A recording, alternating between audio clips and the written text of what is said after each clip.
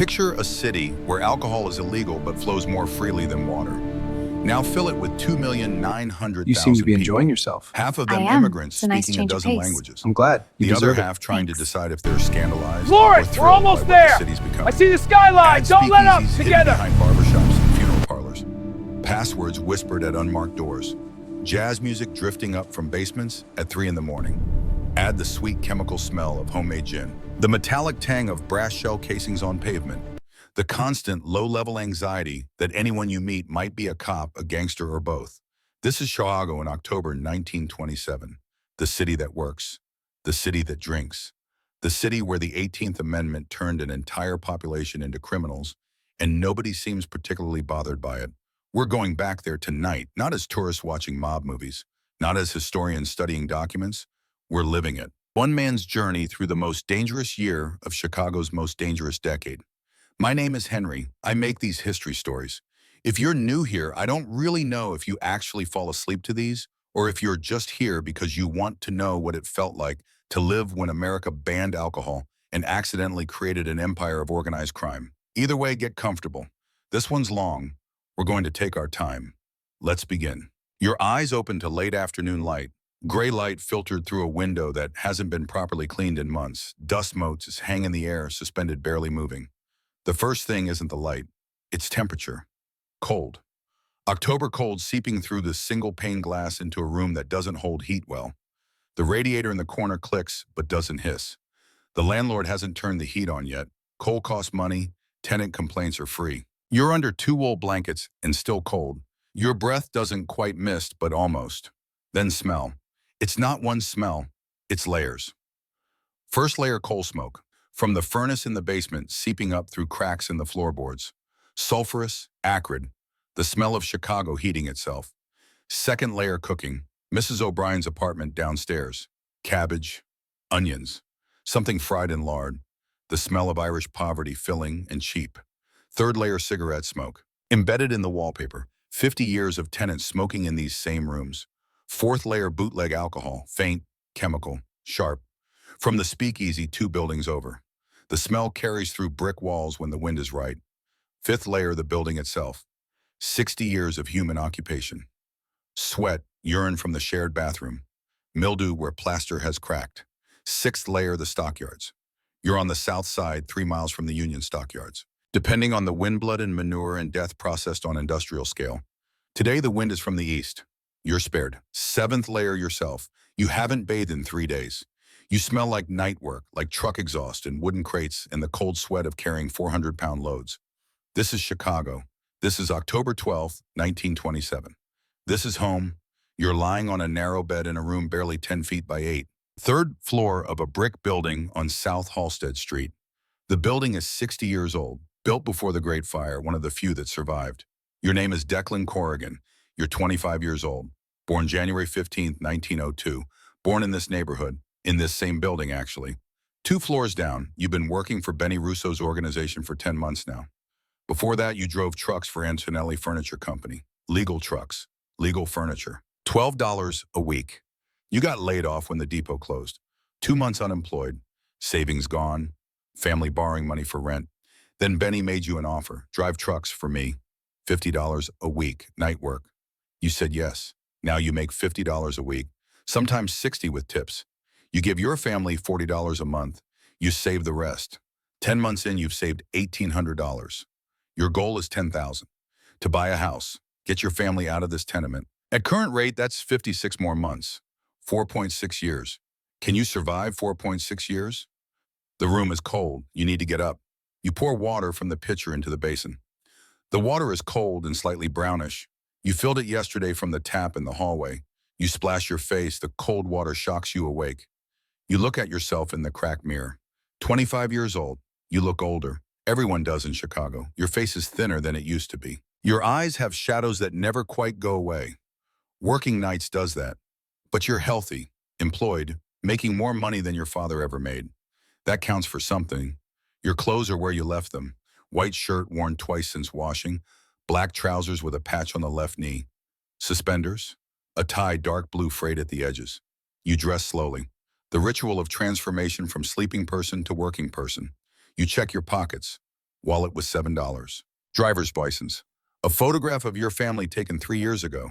Keys, cigarettes, matches, pocket knife. You don't carry a gun. Some drivers do, but you've resisted. A gun changes the equation. You'd rather drive fast than shoot. So far, this decision hasn't killed you. Before you leave, you open the window. Cold air flows in, the smell of Chicago, coal smoke, food cooking, garbage. And underneath everything, the lake. Lake Michigan, a few miles east. Its presence changes the air somehow. You breathe it in. This is your city. This is the air you've breathed your whole life. You lock the door, descend the stairs. The building is old and tired and holding together through sheer stubbornness. You pass 3 other doors. Behind them, other lives. You know your neighbors by sound more than sight. The stairs creak no matter how careful you are. You push through the entrance into the evening. The street hits you all at once. Sound firm. Cars, Model T Fords rattling down Halsted Street. Their engines make a distinctive chug. Their horns are loud. Streetcars, electric drawing power from overhead wires. They move with a humming whine, metal wheels on metal rails. Horses, still plenty of horses. Delivery wagons clip-clopping at their own pace. People talking, shouting, laughing. Arguments in Gaelic and Italian and Yiddish and a dozen other languages. Chicago is an immigrant city. The streets are a babel. Visual assault next. Storefronts. Halsted Street is commercial at ground-level residential above. Groceries, butchers, bakeries, tailors. Signs in multiple languages, people everywhere. Sidewalks crowded, men in work clothes, women with shopping bags, children playing. Old men on stoops smoking pipes. Street vendors. A man selling hot chestnuts. The smell cutting through everything else. The light is fading. Dusk. The street lights starting to come on. Electric lights on major streets now. Progress.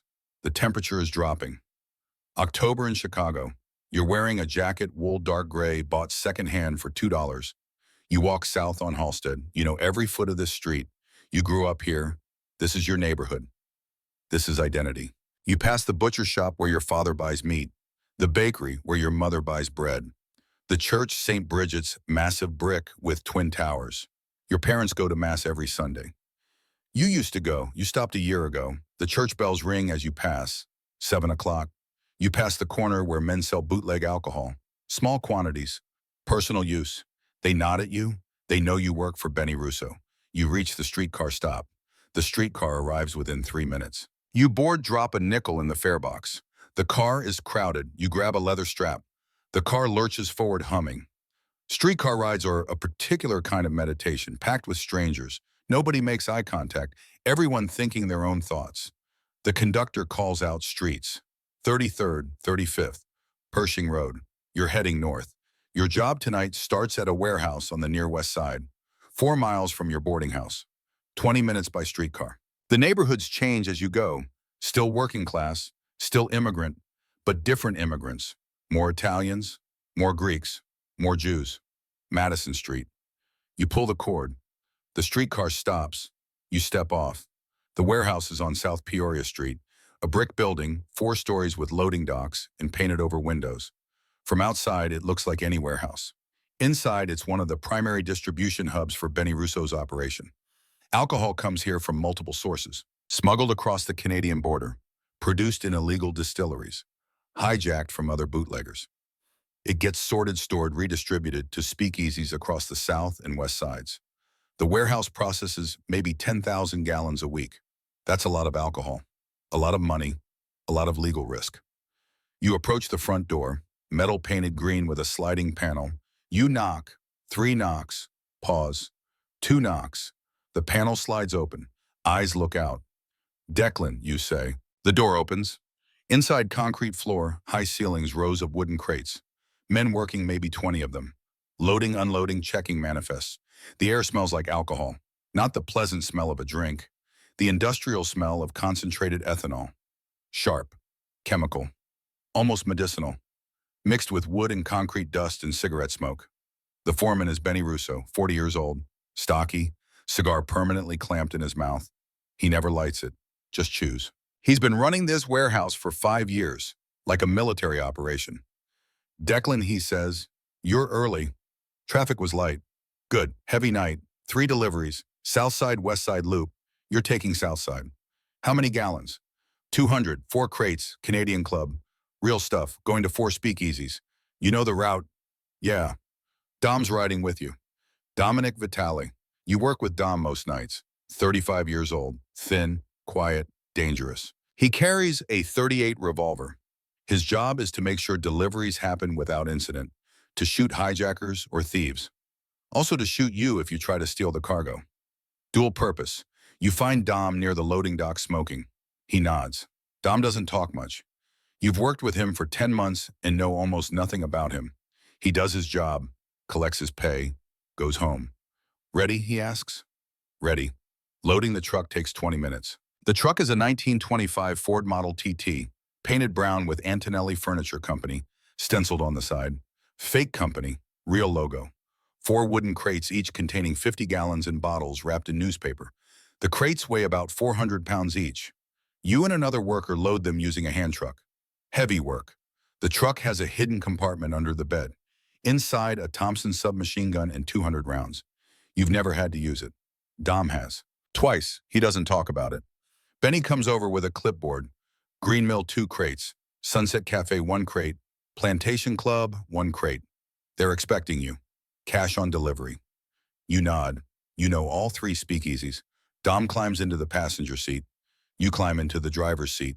The engine turns over with a coughing rattle. Ford Model TTs are loud, uncomfortable, slow. Top speed 45. But reliable. You pull out onto Peoria Street. The night run begins. Driving through Chaco at night is specific. The streets are less crowded, but not empty. Night workers, late diners, theater crowds, people going to speakeasies, prostitutes on corners, cops on patrol. The lighting is uneven. Major streets have electric lights. Side streets don't. You alternate between light and darkness. Your truck headlights are weak acetylene lamps producing yellowish glow. You navigate by memory and instinct. You know Chicago intimately. Every street, every shortcut, every cop's patrol pattern. Madison West, Halsted North. The same street you walk but farther north. More commercial, factories and warehouses. You pass a police car.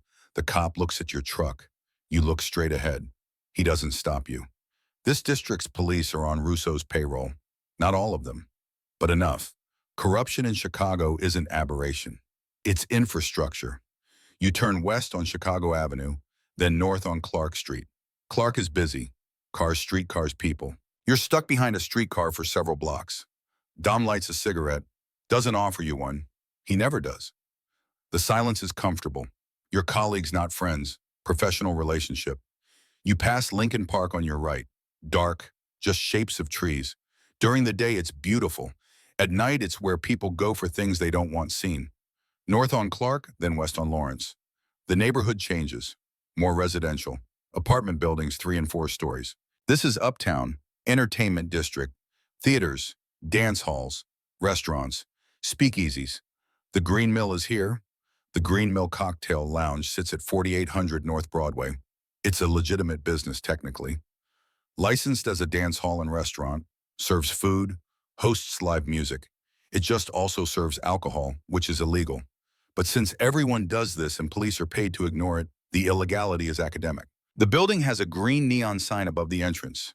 Neon is new technology, expensive, eye-catching. The Green Mill sign is visible for blocks. This is not a hidden speakeasy. This is a flagship. You pull into the alley, back entrance for deliveries. Dom gets out first, looks around, makes sure nobody's watching. You open the cargo doors. 2 crates, 800 pounds of Canadian Club, about $2,400 worth wholesale. The Green Mill will sell it for maybe $7,000. The back door opens. A man emerges. Big guy, 6'4", 260 pounds. You've delivered here a dozen times. He knows you. Declan, Dom, got the Canadian. 2 crates. Good, running low, busy week. You and the security guy carry the crates inside. Storage room cool and dark lined with shelves. The whole transaction takes 10 minutes. He pays cash. $1,600 in 20s and 50s. You count it. Dom counts it again. Correct. You give him a receipt, not legal. Just a piece of paper with a number. Internal accounting. Tell Benny thanks. Will do. Back in the truck. Dom locks the cash in a metal box under the seat. You pull out heading south. 1 delivery down. 2 to go. The Sunset Cafe is at 315 East 35th Street in the Black Belt. The Black Belt is what Chicagoans call the South Side neighborhood where most black residents live. The name comes from high density, packed tight. The neighborhood runs roughly from 22nd to 63rd between State and Cottage Grove. Maybe 200,000 black Chicagoans. Most came from the South over the past 20 years. The Great Migration. They came for us, for freedom, for something better than sharecropping. What they found was Chicago, which is better than Mississippi, but not by as much as they hoped. The drive takes you through the Loop, quiet at this hour. A few people, but mostly empty, south on State Street. The road changes from smooth pavement to rough cobblestone. The city doesn't maintain South Side streets as well. This is not a coincidence. The neighborhood announces itself gradually. More people, more music from windows. Different music. Jazz, blues, the sound of the Black South transplanted north. Different smells, different food, different spices. The Sunset Cafe is big, 2 stories. Brick. Large sign, Sunset Cafe, entertainment nightly. One of the premier black and tan clubs. Black and tan meaning integrated. Black and white customers both welcome. Unusual. Most Chicago entertainment is segregated, but jazz clubs often aren't. White people come to black neighborhoods to hear black musicians. One of the city's strange racial bargains. You pull into the alley, same procedure. Dom checks the perimeter. You open the doors. A man appears. You don't know him. Delivery for Mr. Payton. 1 crate, Canadian. Bring it in.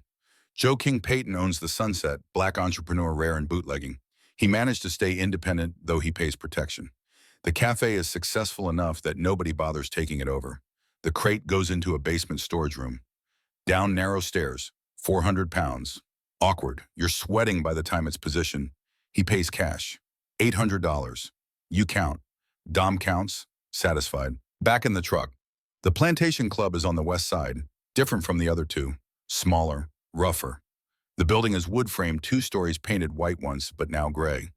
The clientele is working class, factory workers, stockyard workers, people who do hard physical labor and want to forget it. The Plantation Club is not glamorous, but profitable. Working people drink. They drink a lot. They're not picky about quality. You pull into the alley, Dom is more cautious here. This neighborhood has seen hijackings. The North Side gang run by Bugs Moran has been trying to move into West Side territory. There have been shootings. Last month, 2 men were killed 3 blocks from here. Dom keeps his hand near his revolver as you unload. The back door opens. A man with a shotgun, pointed down but visible. He recognizes you, relaxes slightly. Canadian, yeah, bring it in. The interior is dark, smoky, smelling of stale beer and sweat. The crate goes into a storeroom barely bigger than a closet. Payment is $400 in smaller bills. 10s and 5s. Takes longer to count.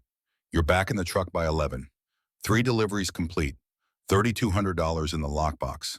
Dom will take the money back to the warehouse.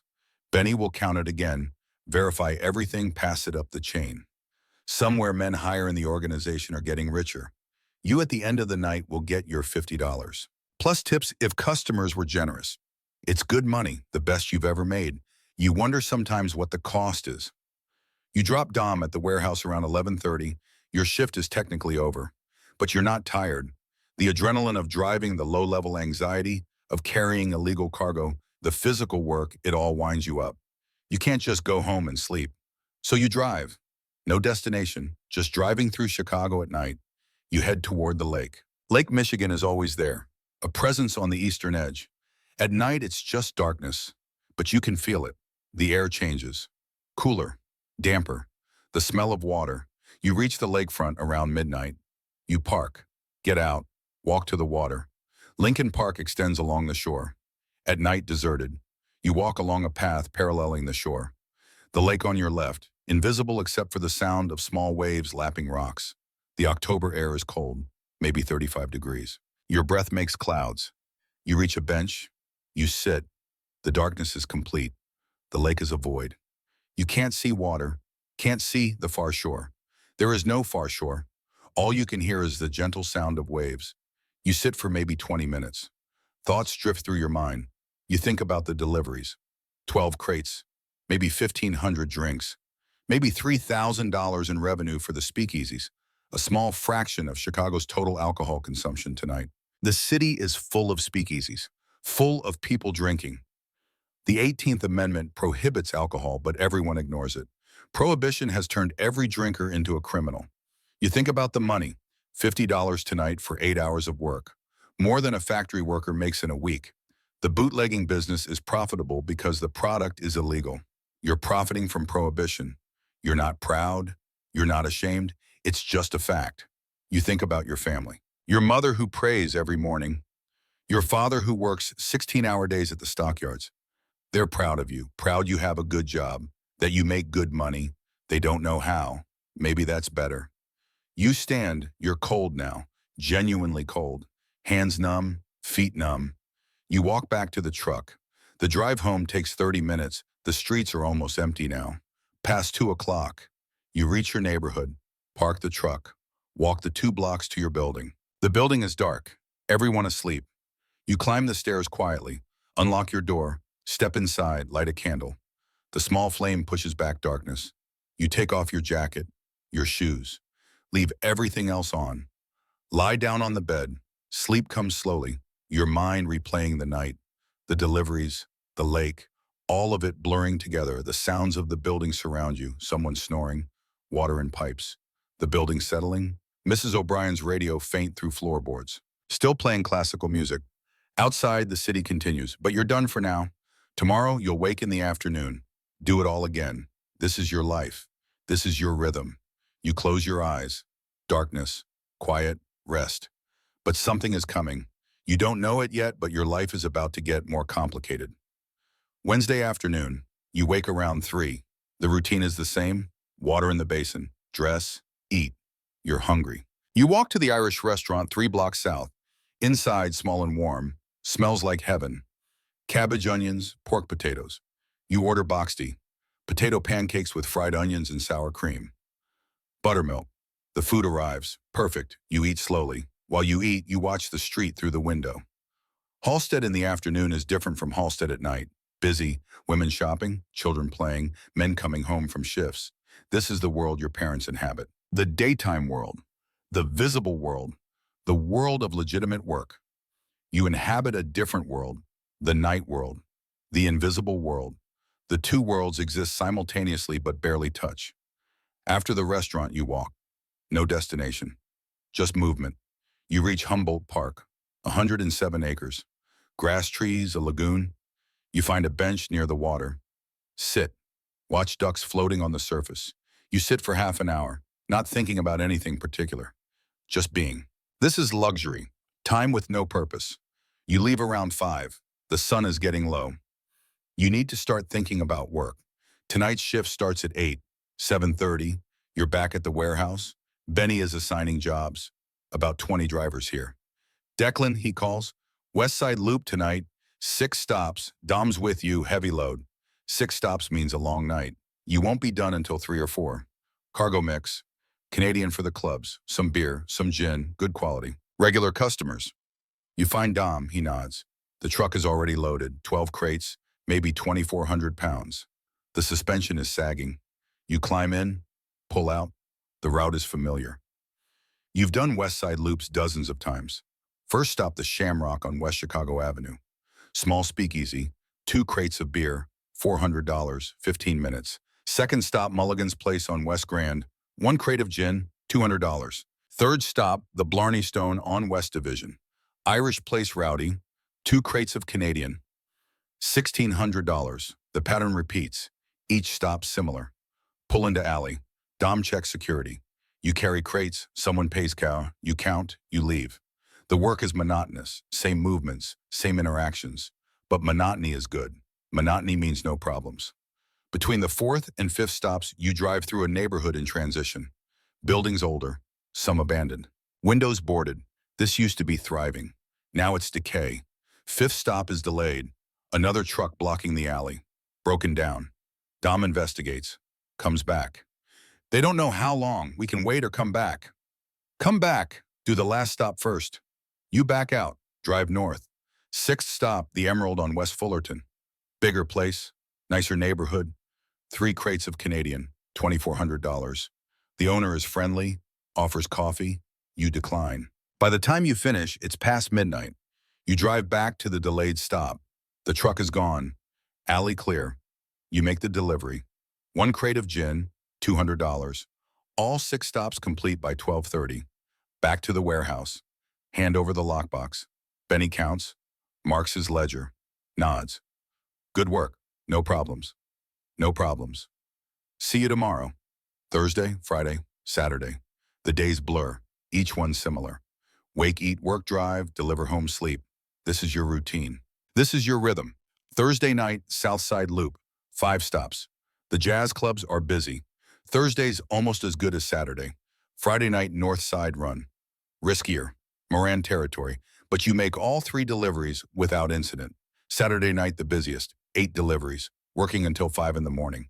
Sunday is your day off. You wake around 3. Sunlight through the window. You should go see your parents. You've been avoiding it, but you can't avoid it forever. You dress in your better clothes. Comb your hair properly. Try to look respectable. You descend to the first floor, stand beside their door, preparing yourself. Then knock. Your mother opens the door. Her face lights up. Declan. Come in. Inside the apartment is small but warm. 2 rooms. 5 people live here. Your father is at the table reading a newspaper. He looks up, nods. Declan, your siblings are scattered around. Eamon 17, Ronan 15, Aoife 13. They greet you with varying enthusiasm. Your mother ushers you to the table. Sit. Are you hungry? I have stew. I'm fine, Ma. You're too thin. She brings you stew anyway. Beef and vegetables. You eat. Your father asks about work. How is the furniture business? Good, steady. They treat you well. Yes. The pay is good. Yes, I'm saving. He nods, satisfied. Your mother has more questions. Do you eat properly? You look tired. Are you sleeping? I'm fine, Ma. You should come for dinner more, Sunday dinners. Family should eat together. I work Sunday nights sometimes. You work too much. Do you have a girlfriend? No, Ma. You should find a nice Irish girl. Settle down. Your father intervenes. Leave him alone. He's 25. He has time. You stay for an hour. Surface conversation. Pleasant, careful. Nobody asks the questions that matter. When you leave, your mother packs food. Bread, sausage, pickles. Come back next week. I will. You lie. Your father walks you to the door, quietly. I don't know what you really do. I don't want to know, but be careful. He knows. Of course he knows. I'm careful, Da. He nods. You climb back to the 3rd floor, stand by the window looking out. Family is complicated. Monday night, a week later, October 19th, you're making a delivery to a speakeasy on the west side, a place called the 4-Leaf Clover. You and Dom arrive around 11, usual routine. Park in alley. Dom checks perimeter. You open cargo doors. 2 crates. Canadian Club. You carry the first crate to the back door. Knock. The door opens. But something's wrong. The man who opens the door isn't the usual doorman. He's younger, nervous, eyes darting.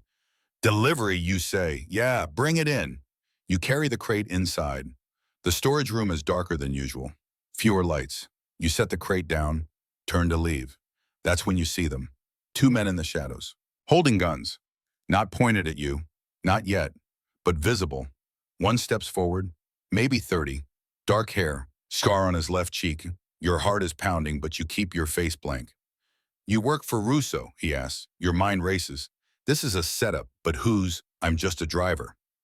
That's not what I asked. Dom appears in the doorway behind you. His hand is inside his jacket, on his revolver. The situation is balanced on a knife's edge. The man with the scar smiles. It's not friendly. Relax, we're not here to rob you. We're here to deliver a message. What message? Tell Russo the North Side is done playing nice. This territory is contested now. He wants to keep delivering. Here he pays a tax, 20% of every shipment. You're just a driver. You don't make these decisions. I'm just a driver. I don't make those decisions. But you'll deliver the message, won't you? It's not a question. Yeah, I'll deliver it. Good, now get out. You and Dom back out slowly. Neither of you turns your back. You reach the truck, climb in, drive away. Neither of you speaks for 5 minutes. Finally, Dom says, that was Tommy Murphy, Moran's enforcer. You sure? I'm sure. What do? We tell Benny, let him decide. Back at the warehouse, you report everything. Benny listens. His face doesn't change. When you finish, he nods. This was coming. Moran's been pushing south for months. Now he's making it official. What happens now?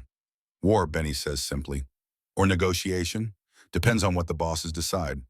And us, we keep working. But careful, West Side is hot now. No more solo trucks. 2 trucks minimum, 4 armed men. You drive home that night thinking about the guns, about Tommy Murphy's smile, about the word Benny used, war. The next day, something unexpected happens. You're walking past the Sunset Cafe in the afternoon. Not working, just walking. Music drifts from inside. Someone practicing. A woman's voice. Singing without accompaniment. The voice is extraordinary, like velvet and smoke. Rich and textured. You stop. Listen. The song is Stormy Weather. Slow, melancholic, beautiful. You stand there for maybe 5 minutes, just listening. The song ends. Silence. Then a different voice. Male. Again, Anna. From the top. Put more pain in it. Anna. The woman starts again. This time even better. More feeling, more hurt. You should leave. You have things to do, but you stay. The song finishes. You hear applause from inside. The male voice. Perfect. That's the one. We'll open with that tonight. Tonight. She's performing tonight. You shouldn't care. You're a bootlegger. She's a singer. Different worlds. But something about that voice. You walk away, but the song stays in your head. That evening, instead of going straight to the warehouse, you make a detour. The Sunset Cafe, 7 o'clock. Early for the nightclub crowd. You go in through the front door. First time you've entered this way. Inside, it's different from the storage room, you know. Elegant. Tables with white cloths. A stage with red curtains. A bar along one wall. Early, so not many customers. Maybe a dozen people. You sit at the bar and order a beer. The bartender doesn't recognize you. You're in regular clothes, not work clothes. You're just another customer. Here for the music, the bartender asks. Yeah, heard the singer's good. Anna, she's the best. You're early, though. She doesn't go on until 10. 3 hours. You'll be late for work. But you stay. You nurse the beer. Watch the room fill up. By 9:30, the place is packed. Maybe 200 people. Mixed crowd. Black and white. Unusual for Chicago, but this is a black and tan club. 10 o'clock. The lights dim. The curtain opens. A 4-piece band on stage. Piano, bass, drums, trumpet. And her, Anna Fitzgerald. She's in her early 20s. Dark hair. Dark eyes. Wearing a blue dress that catches the stage lights. She steps to the microphone. The room goes quiet. Then she starts singing. Stormy Weather. And it's even better than this afternoon. Her voice fills the room. Every word clear. Every note perfect. Every emotion raw. The song is about loss, about loneliness, about loving someone who's gone. She sings it like she's lived it. When she finishes, the room explodes. Applause, whistles, shouts for more. She smiles. Small, genuine. Thank you, she says. Her speaking voice is different from her singing voice. Softer, almost shy. She sings 4 more songs, each one perfect. Between songs, she talks to the audience, tells little stories, makes jokes. She's charming, natural. After her set, she leaves the stage. The band plays instrumental music. You should leave. You're already 2 hours late for work. But you stay. You see her at the bar, talking to the bartender. He pours her something, water looks like. You shouldn't approach. You're a bootlegger. She's a performer. Different worlds. But you do anyway. That was incredible, you say. She turns, looks at you, sizing you up. Thank you. I'm Declan. Anna. She doesn't offer her last name. I heard you practicing this afternoon through the door. You were singing Stormy Weather. It stopped me in my tracks. She smiles, genuinely pleased. You have good taste. That's my favorite. It shows. The bartender interrupts. Anna, there's a guy asking for you. Says he's from a record company. Her eyes widen. Serious? Says so. She looks at you, apologetic. I have to go. This could be important. She touches your arm. Brief. Thanks for listening. Then she's gone, swept up by the bartender toward a table where a man in an expensive suit is waiting. You watch her go. That voice, that presence. You finish your beer. Leave. Outside, the night air is cold. You check your watch. Almost midnight. You're 4 hours late for work. Benny is going to be furious. When you arrive at the warehouse, Benny is waiting. 4 hours late, Corrigan. What the hell? I'm sorry, Sorry doesn't cut it. Dom did your route alone. You know how dangerous that is? You do. Dom could have been hijacked, killed, because you were at a nightclub listening to a singer. It won't happen again. Damn right it won't. You pull this again, you're done. Understand? Understood.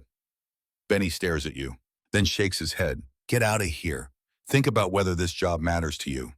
You leave, ashamed, angry at yourself. What were you thinking? Risking your job, risking Dom's safety. For what? A woman you don't know. A voice you drive home. Lie on your bed, stare at the ceiling, but all you can hear is her singing. Stormy weather. The next day you go back to the Sunset Cafe, not at night, in the afternoon when it's closed. You knock on the back door, the delivery entrance. A man answers. Kitchen staff. Deliveries go through the warehouse, he starts. I'm not delivering. I'm looking for Anna, the singer. He looks suspicious. Why? I want to apologize for something. He hesitates, then, wait here. He closes the door. 5 minutes pass. You're about to leave when the door opens again. Anna. She's wearing regular clothes, skirt and blouse. No stage makeup. She looks younger, more vulnerable. You came back, she says. I wanted to apologize. For leaving so abruptly last night. She laughs. You apologize for leaving. Most men apologize for staying too long.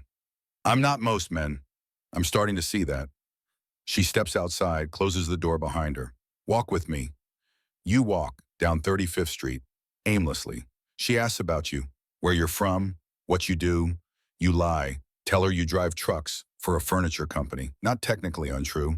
She talks about herself. She's from Chicago, South Side, Irish-Italian mixed. Her father was a dock worker, died 3 years ago. How, you ask? She hesitates. Bootleg alcohol, methanol poisoning. Someone sold him wood alcohol, told him it was whiskey. Your stomach drops. Your cargo, your deliveries. Canadian Club is real whiskey, but not everything sold in Chicago is. Some of it is poison. She doesn't know what you do. Can't know. I'm sorry, you say. It's why I hate bootleggers, she continues. They killed my father for $12. He bought 2 bottles, drank one, went blind, then died. You should tell her, you should confess, but you can't.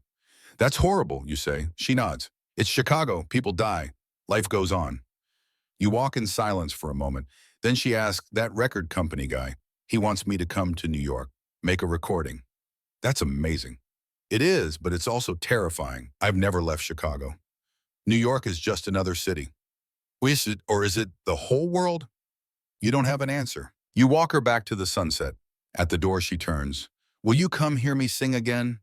I'd like that. Tomorrow night. Tomorrow night. She smiles, then goes inside. You stand there for a moment, then reality crashes down. She hates bootleggers. You're a bootlegger. She's planning to leave Chicago. You're trapped here. This can't end well, but you'll go tomorrow night anyway. Because that voice, because that smile, because you're 25 years old and stupid and falling for a woman who would hate you if she knew the truth. November comes. The temperature drops, but you barely notice. You're spending every free moment at the Sunset Cafe, listening to Anna sing, talking to her between sets, learning about her. She wants to be a recording artist, like Bessie Smith or May Rainey. She practices 4 hours a day. She writes her own songs sometimes. She's ambitious, driven. She's going places. And you're falling for her. The problem is she still doesn't know what you really do. You've kept up the lie. Furniture delivery driver, daytime work, normal hours. She asks why you always come at night. You tell her you work split shifts, morning and evening. She believes you. Why wouldn't she?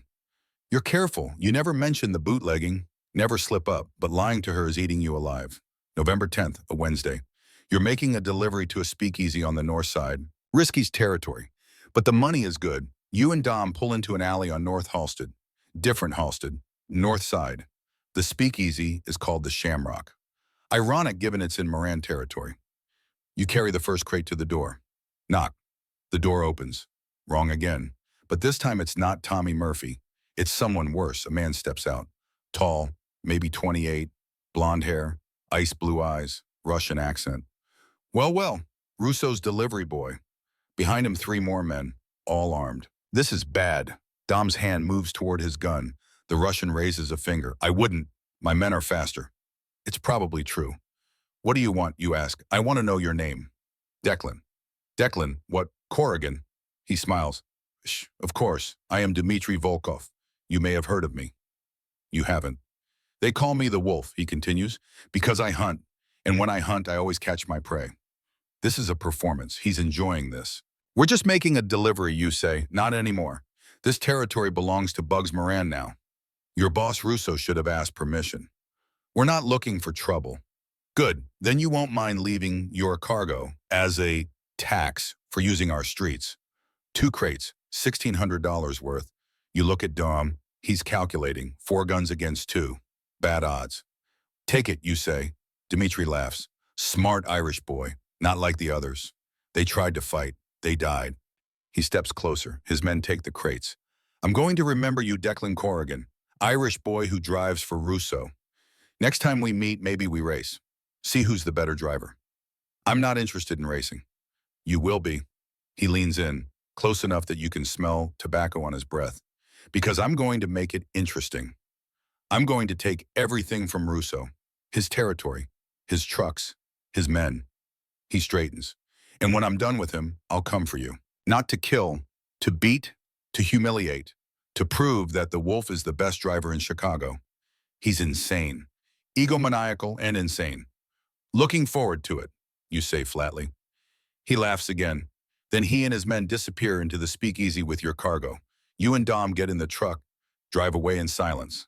Finally, Dom speaks. That was Dmitry Volkov. He works for Moran, but he's independent, does his own thing. He's crazy. He's dangerous. He's killed 6 men this year. Some for Moran, some for himself. He likes it. Great, you've made an enemy of a psychopath. Back at the warehouse, you report to Benny. He's furious about losing the cargo, but not surprised. Volkov, yeah, he's been hitting our trucks for 2 months. Taking cargo, beating drivers. He's trying to make a name. What do we do? Benny shrugs. We work around him, avoid North Side, focus on our territory. What if he comes to our territory? Then we shoot him. Benny says it like it's obvious. You drive home that night thinking about Dmitry Volkov, the wolf, coming for you. November 15th, 5 days later, you're at the Sunset Cafe. Anna's singing. You're at your usual table near the stage. Between sets, she comes over, sits with you. You look worried, she says. Work stuff, nothing important. Tell me. You can't, so you deflect. How's the New York thing going? Her face lights up. The record company wants me there by January. They're paying for everything. Train ticket, hotel, studio time. That's incredible.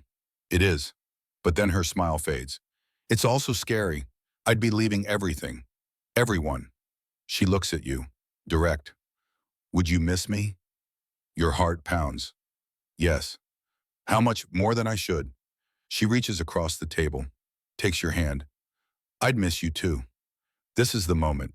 You should tell her the truth about what you do, about the bootlegging, about Dmitry Volkov and Tommy Murphy and the constant danger. But you don't, because you're a coward, because you don't want to lose her. Come with me, she says suddenly. What? To New York. Come with me. We could start over. Both of us.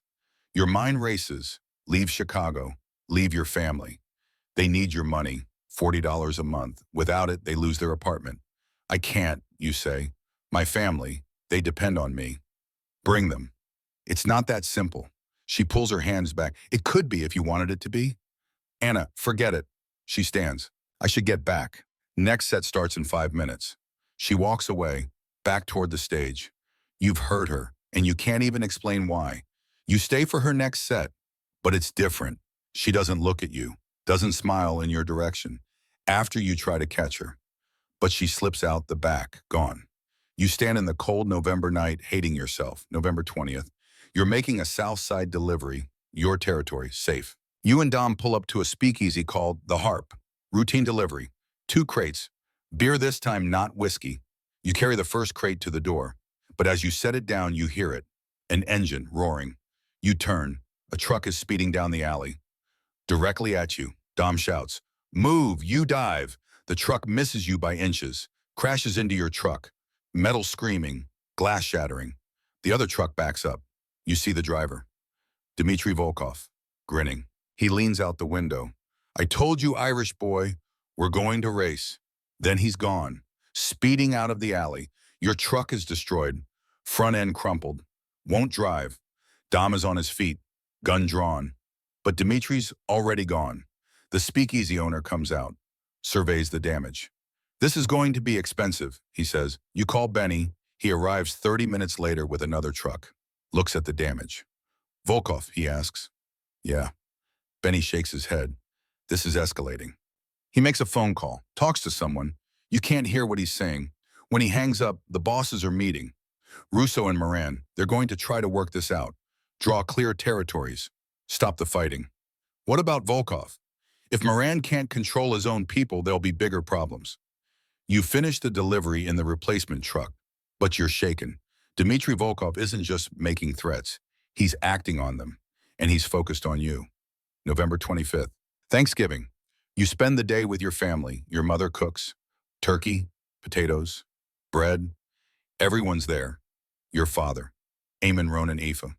They're grateful, happy to see you. You give your mother $50. Thanksgiving bonus. She cries. Your father shakes your hand. Eamon pulls you aside. You okay? You look stressed. I'm fine. You're lying. He's 17 but perceptive. Work is complicated right now. Complicated how? You can't tell him, can't tell anyone. Just complicated. He studies you. Whatever you're doing, be careful. Me worries. I know. After dinner, you leave. Walk to the Sunset Cafe. Anna's performing. Thanksgiving show. The place is packed. You slip in, stand at the back. Don't take a table. She's singing Someone to Watch Over Me. Slow, wistful. She sees you. Your eyes meet. She doesn't look away. After her set, she finds you. You came. I couldn't stay away. She takes your hand, leads you outside, into the alley, away from the crowd. I'm leaving in 5 weeks, she says. January 2nd, that's my train. I know. I want you to come with me. Anna, I know you have family. I know you have responsibilities.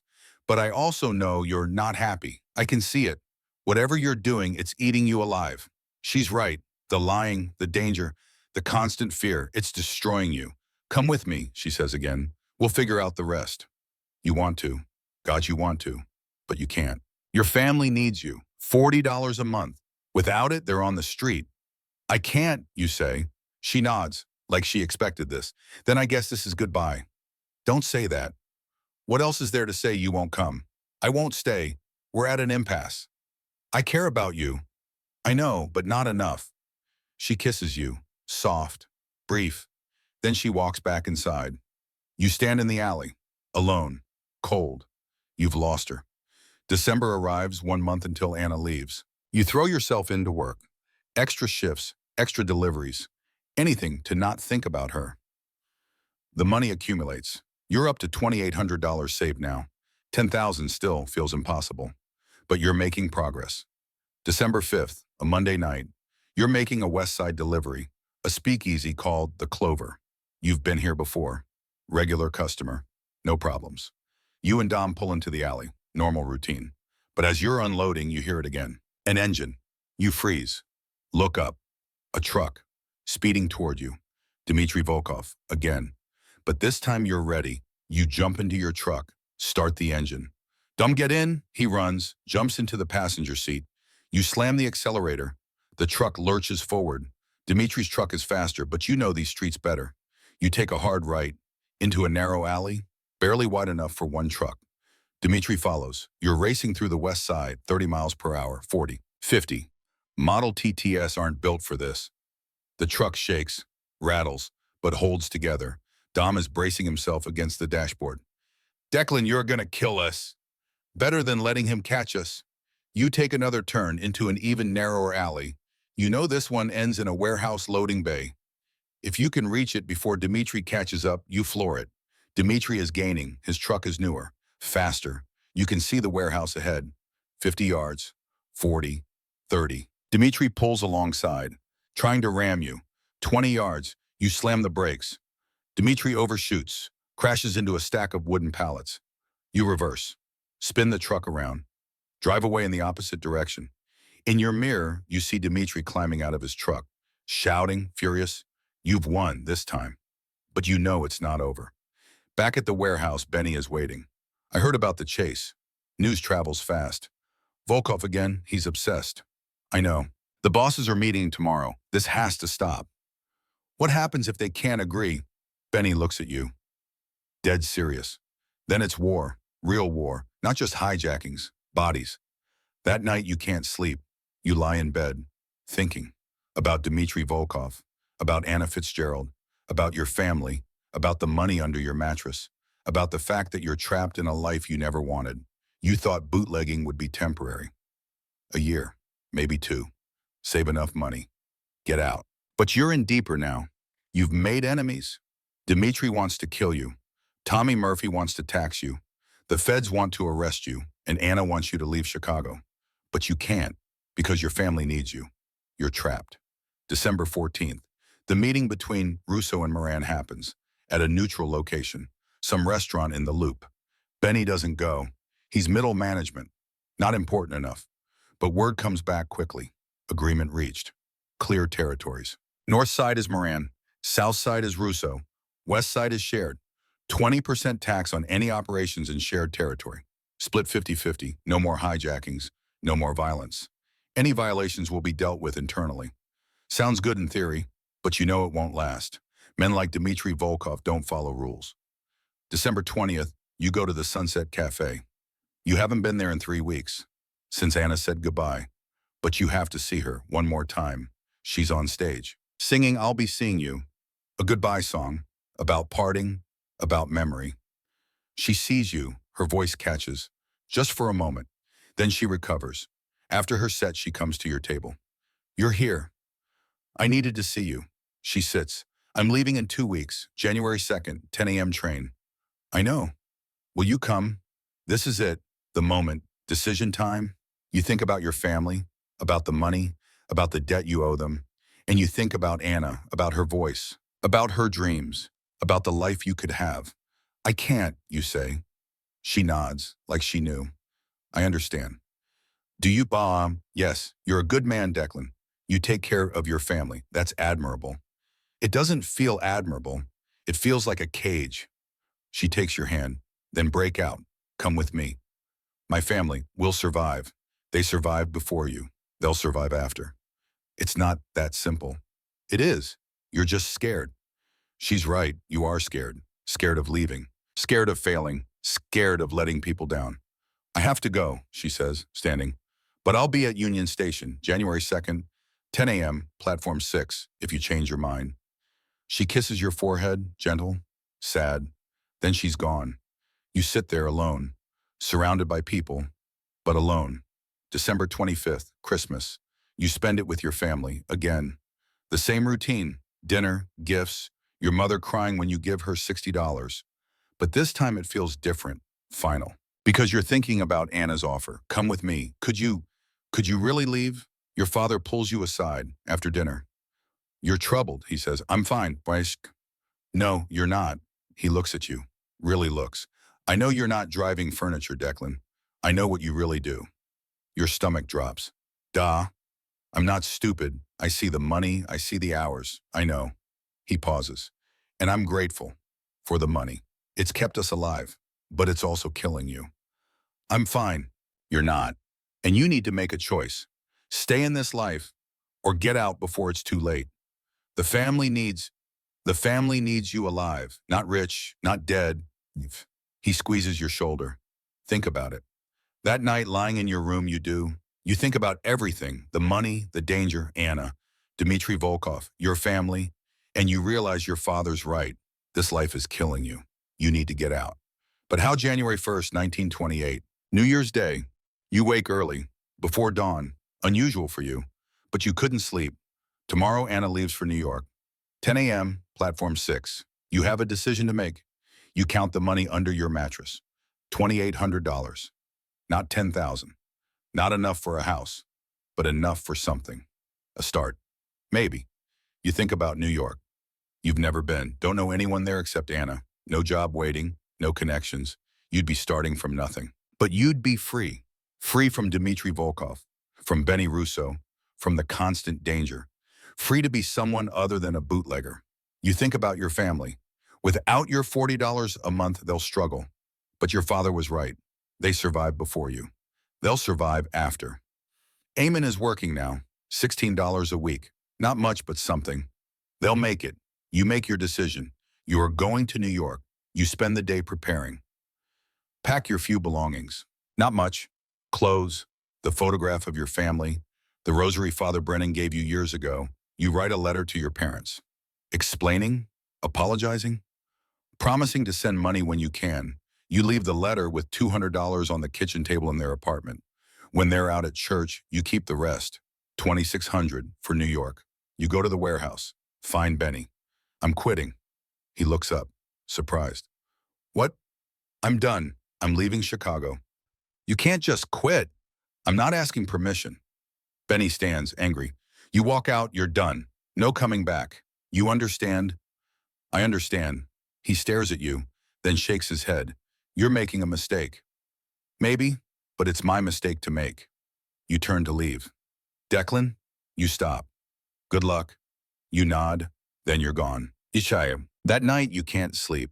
You lie in bed, thinking, doubting. Are you doing the right thing?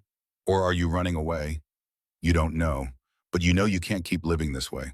The fear, the lies, the constant danger. It's destroying you. Anna was right.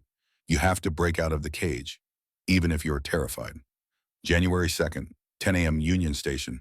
You arrive early, 9:30. The station is crowded, even on a Monday. People traveling, coming and going. You find platform 6, the New York train. Anna's not there yet. You wait, 9:40, 9:50. Still no Anna. Your heart is pounding. What if she changed her mind? What if she's not coming, 9:55? Then you see her, walking through the crowd, carrying 2 suitcases, wearing a blue coat and a hat. She looks nervous, excited, scared. She doesn't see you yet. You step forward. Anna, she turns. Her eyes widen. Declan, I'm here. She drops her suitcases, runs to you, throws her arms around you. You came. You actually came. I told you I'd think about it. She pulls back, looks at you. What about your family? They'll be okay. I left them money, a letter, and your job. I quit. She studies your face. Are you sure? Really sure? No, but I'm here anyway. She laughs, kisses you, hard. Then let's go. You pick up her suitcases, walk toward the train. The conductor calls all aboard for New York, departing in 5 minutes. You're about to step onto the train when you hear it. A voice behind you. Corrigan. You turn, Dmitry Volkov, standing 50 feet away, grinning. I knew you'd run, coward Irish boy. Anna grabs your arm. Who is that? Nobody. Get on the train. Not nobody, Dmitry calls. I'm the man who's going to kill him. He starts walking toward you, fast. Anna is pulling you. Declan, get on the train. But you can't. If you run, Dmitry will follow. He'll find you in New York. He's obsessed. This has to end, now. You hand the suitcases to Anna. Get on the train. I'll catch the next one. Declan, trust me. I'll see you in New York. I promise. She looks terrified, but she nods. She gets on the train. You turn to face Dmitry. He's 20 feet away now, still grinning. Finally, you're going to face me. What do you want, Volkov? A race. You and me, right now. I don't have a truck. There. He points to the street outside the station, where a Model TT is parked. I brought you one because I want this to be fair. He's insane. And if I win, you won't. But if you do, I leave you alone, forever. And if you win, his grin widens. I kill you. Behind you, the train whistle blows. The train is leaving. Anna is on that train, going to New York, waiting for you. If you race Dmitry, you might die. If you don't, he'll hunt you forever. Where are we racing, you ask? Lakeshore Drive, north to Evanston and back. 20 miles. Fine, let's go. 10 minutes later, you're in the Model TT Dmitry provided. He's in his own truck. Newer, faster. You're on Lakeshore Drive. A cop Dmitry bribed is acting as starter.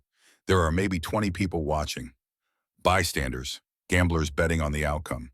The cop raises a flag. On my mark, ready, set, go. The flag drops. You both floor it. The trucks roar, tires screeching. Dmitry pulls ahead immediately. His truck is faster, but you know Chicago. You know this road. Lakeshore Drive runs along the lake, curves and straightaways. Traffic lights, it's 10 a.m., light traffic, but some. You weave through cars, so does Dmitry. You're doing 50, 60, 70 miles per hour. Model TTs aren't built for this. The truck is shaking violently. Dmitry is ahead by 3 car lengths. You take a risk, cut through Lincoln Park, off-road, grass and gravel. The truck bounces, almost tips, but you maintain control. You emerge back on Lakeshore Drive. Ahead of Dimitri, he's furious. You can see him through his windshield. Screaming, he accelerates, pulls alongside. You're neck and neck, 80 miles per hour. This is insane. Ahead the Evanston city limit, the turnaround point. You reach it first. By half a length, you slam the brakes, spin the wheel. The truck skids, does a 180-degree turn. Dimitri tries the same, but he's going too fast. His truck flips, rolls 3 times, crashes into a tree. You stop, jump out, run to his truck. He's inside, trapped. The truck is on its side. He's bleeding, but alive. He sees you, laughs, blood on his teeth. You one Irish boy, fair and square. Are you okay? I'll live, probably. He coughs, but I keep my word. You are free. I won't hunt you anymore. You hear sirens, police coming. You should go, Dimitri says, before they arrest you. You hesitate. Go, he shouts. You run back to your truck, drive away. In your mirror, you see police arriving, pulling Dimitri from the wreckage. But you don't stop. You drive back to Union Station. The next train to New York leaves at 2 p.m. You buy a ticket, $75. You board, find a seat. The train pulls out of the station. Chicago disappears behind you. You watch it go. The city you've lived in your whole life. The city that almost killed you. You're leaving, finally, free. The train arrives in New York 30 hours later. You step onto the platform. Grand Central Terminal. It's bigger than Union Station, grander. More people. You have no idea where Anna is. What hotel? You don't even know if she made it. But then you see her, waiting on the platform. Like she knew you'd come. She runs to you, throws her arms around you. You're alive. I was so worried. I'm here, like I promised. She pulls back, looks at you. What happened with that man? It's over. He won't bother us anymore. She doesn't ask for details, just takes your hand. Come on, I want to show you New York. You walk out of Grand Central together, into a new city, a new life. But 3 weeks later, on a cold January night, there's a knock on the door of your rented room in Manhattan. You open it. 2 men, federal agents. You recognize one, Agent Harold Murphy. Declan Corrigan, you're under arrest for violation of the Volstead Act. Your stomach drops. I'm not bootlegging anymore. I quit. Doesn't matter. We have evidence from your time in Chicago. Photos, testimony, enough to put you away for 10 years. They cuff you. Anna is watching, horrified. Declan, what is he talking about? I'll explain. I promise, but you can't, because they're taking you away. They extradite you back to Chicago, federal courthouse, Northern District of Illinois. The trial lasts 2 days. Evidence 47 photographs of you making deliveries. Testimony from Tommy O'Shea, one of Benny's drivers who turned state's witness. Financial records. The $2,600 you had in New York. Your lawyer, Joseph Feldman, paid for by Benny's organization, argues you were coerced. It doesn't work. Jury deliberates 3 hours. Verdict guilty. Sentencing 18 months. Federal Correctional Institution, Leavenworth, Kansas. Plus a $2,000 fine. Plus forfeiture of all seized assets. They take everything. The $2,600, gone. Anna is in the courtroom. She heard everything. About the bootlegging. About the lies. After sentencing, they let you speak to her, briefly. I'm sorry, you say. I should have told you. Yes, you should have. She's crying. My father died because of bootleg alcohol, and you were selling it. I know, I'm sorry. I loved you, Declan, but I can't be with someone who did that. I understand. She leaves. You never see her again. Leavenworth. September 1928 to December 1929. 15 months. With good behavior, you get 3 months off. You work in the library. Read everything. Learn bookkeeping. Your mother writes every week. Letters about the family. Eamon graduated. Got a better job. Mechanic. $20 a week. They're surviving without you, in a way that hurts more than anything. You weren't necessary after all. December 20th, 1929. They release you. Give you $20. A brown suit, a train ticket to Chicago. You step outside. Kansas winter. Cold. Clear. You're 27 years old. Ex-convict. $20 to your name. But you're alive. You're free. You survived. The train takes you back to Chicago. You arrive at Union Station. The same place you left from 2 years ago. Everything looks the same, but everything is different. You take the streetcar to South Halsted, walk to your parents' building, first floor. You knock. Your mother opens the door. She's aged. 2 years equals 5 on her face. She hugs you, cries. Inside, everyone's there, your father. Eamon 19 now, Ronan 17, Hefa 15. They made dinner, stew, bread. After dinner, your father pulls you aside. I found you a job, Marshall Fields, loading trucks, $18 a week, legitimate. $18 a week, what you made 6 years ago. It's honest money, your father says. Thank you. That night you sleep on the floor of the main room, like when you were a kid. It's crowded, but it's home. You work at Marshall Fields for 40 years. Never rich, never poor, enough. 1936, you marry Elizabeth Riley, Irish girl from the parish. 1938, son born, Patrick Jr., 1941, daughter born, Kathleen. 1945, you buy a house, not a $10,000 house, a $4,200 house, but it's yours. Your family is out of the tenement. 1960, you retire. Pension. 1970, you die peacefully. Age 68, heart attack. Surrounded by family. A life. Not the life you imagine, but a life. Honest, quiet, sufficient. But tonight, imagine, it's March 1929. 3 in the morning, you've just finished your last delivery before getting arrested. You're parked at Lake Michigan, engine off. The city behind you, 3 million people, most asleep. The lake in front of you. Darkness, water lapping rocks. You sit in the truck, alone, cold. You think about the money, never enough. The family, always needing. The dream, always distant. Anna, her voice, her goodbye. Dimitri, the race, the crash. And underneath it all, a question. Was this worth it? You don't know the answer yet. You won't know for 40 years. But right now, in this moment, you're alive. You're breathing. You're here. That has to be enough. The wind off Lake Michigan is cold. Smells like water. Like distance. Behind you, the city. Coal smoke. Bootleg alcohol. Blood on pavement. Chicago. Ahead of you, the lake. Darkness. Unknown. Possibility. You close your eyes. Let the cold air fill your lungs. Let the sound of water wash over you. Your breathing slows. Your heartbeat slows. The calculations in your head quiet.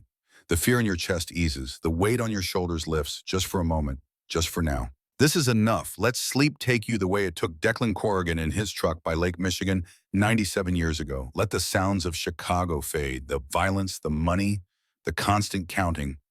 Let it all go. You've driven through the night. You've carried the weight. You've served in. You've earned this rest. Take it. Your breathing slows, steady, deep. The city continues without you. But you're done for now. The cold, the dark, the water, the quiet. Let it hold you. Good night.